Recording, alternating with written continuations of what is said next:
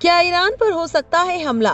Saudi, Qatar, तुर्की क्या बोले, बाकी देशों ने भी कही ये बात। ट्रंप ने ईरानी लोगों से कहा विरोध जारी रखें। आइए बताते हैं आपको पूरी खबर।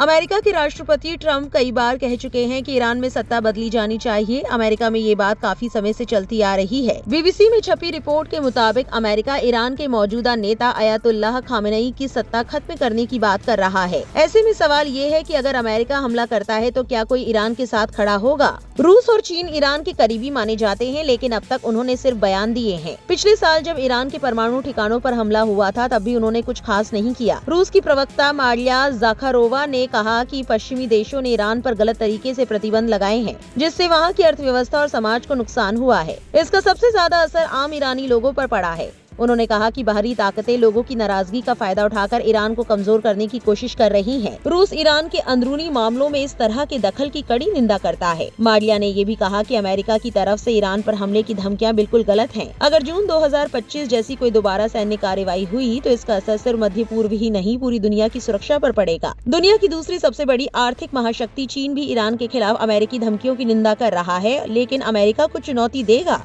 ऐसा नहीं लगता। G7 के विदेश मंत्रियों ने कहा कि वे ईरान में चल रहे विरोध प्रदर्शनों और हालात को लेकर बहुत चिंतित हैं। इस पूरे मामले पर इस्लामिक देशों की प्रतिक्रिया को लेकर रूस के राजनीतिक विश्लेषक अलेक्जेंडर दुगिन ने एक्स पर लिखा है, इस्लामी दुनिया पहले से कहीं ज्यादा बटी हुई है। ना कोई साझा विचार है, ना कोई साझी रणनीति, ना ही फैसला लेने के लिए कोई साझी व्यवस्था। ये ऊंचे वर्ग की गद्दारी को दिखाता है। ट्रंप की दुनिया में जहां विदेशी दबदबे की एक नई लहर उभर रही है, इसका मतलब है कि इस्लामी देश विदेशी दबदबे के आगे झुक रहे हैं। इनके बीच ना एकता है और ना अपनी पूरी आजादी। तुर्की सरकार के प्रवक्ता ओमर चेलिक ने कहा है कि ईरान के अंदरूनी मामलों में किसी भी देश को दखल नहीं देना चाहिए। उनका कहना है कि ईरान की समस्याओं का हल सिर्फ ईरानी जनता ही निकाल सकती है। तुर्की ने इजराइल पर आरोप लगाया कि वो ईरान में हो रहे विरोध प्रदर्शनों का अपने फायदे के लिए इस्तेमाल कर रहा है। तुर्की ने चेतावनी दी कि ईरान के अंदर किसी भी तरह का विदेशी दखल हालात को और बिगाड़ देगा। उसने कहा कि ईरान की समस्याओं का हल सिर्फ ईरानी जनता और उनकी अंदरूनी प्रक्रिया से ही निकलना चाहिए। बाहरी दखल बिल्कुल मंजूर नहीं है। ईरान ने खाड़ी देशों को चेतावनी दी है कि अगर उस पर फिर हमला हुआ तो वो जवाबी कार्रवाई का दायरा बढ़ा सकता है, यहाँ तक कि बहरीन तक भी। लेकिन ऐसा कोई बड़ा हमला अमेरिका की कड़ी प्रतिक्रिया ला सकता है। अगर ईरान को अपने वजूद पर खतरा महसूस हुआ तो वो बड़ा जोखिम उठा सकता है। अरब देशों को डर है कि ईरान में अशांति से हालात सुधरने के बजाय पूरे मध्य पूर्व में और ज्यादा अराजकता फैल सकती है। इसलिए भले ही ईरान से उनके रिश्ते अच्छे ना हो, फिर भी वे वहाँ के हालात बिगड़ने को लेकर फिक्रमंद है। अरब देशों रुख पर वॉल स्ट्रीट जर्नल ने लिखा है कि अरब देशों को आशंका है कि ईरान पर किसी भी तरह के हमले से होर्मुज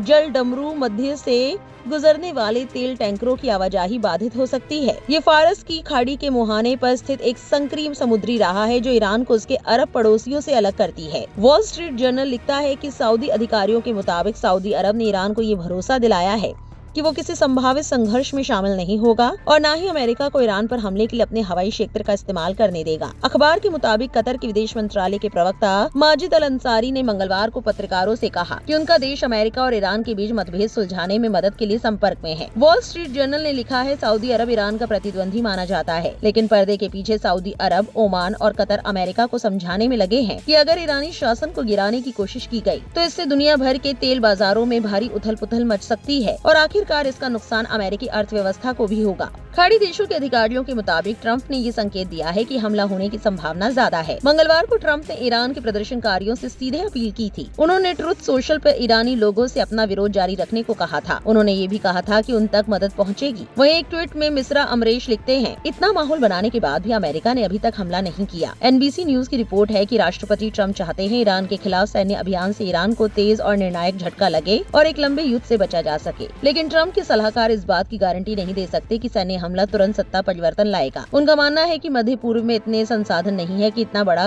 हमला किया जा सके। इस पूरी खबर को लेकर आपकी क्या राय है, कमेंट सेक्शन में जरूर लिखें और इस वीडियो को ज्यादा से ज्यादा शेयर करें।